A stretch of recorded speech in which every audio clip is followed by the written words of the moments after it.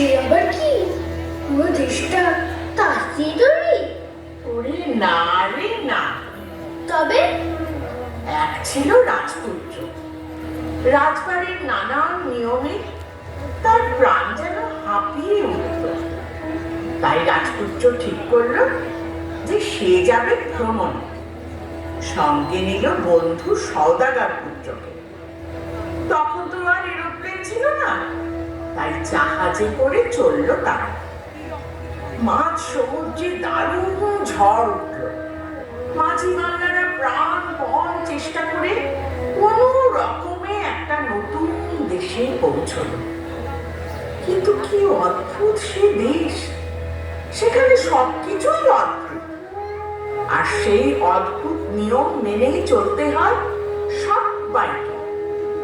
তারপর রাজপুত্র তাদের সেখানে নতুন ভাবে বাঁচার মন্ত্র। কিন্তু মা তো বলেছেন নিয়ম মেনে চলতে হয়। তবে অবশ্যই নিয়ম মেনেই চলতে হয়, কিন্তু নিয়ম মানা আর পুরনো কোনো কিছু যা ভালো নয়, যা ঠিক নয়, যাতে কারো কোনো ভালো হয় না, শুধু নিয়ম বলে তাকে আঁকড়ে ধরে থাকতে হবে, সেটা ঠিক নয়। রবীন্দ্রনাথ সেই অচলায়তনকে ভাঙার কথা বলেছিলেন। এখনই হয়তো তুই ঠিক সবটা বুঝতে পারবি না, তো যাই হোক, রাজপুত্রের সেই নতুন মন্ত্রে দীক্ষিত হয়ে দাসেরা তাদের সমাজের বাজে নিয়মগুলো ভেঙে বেরিয়ে এলো। চল এবার তাসের দেশের নাচ দেখি।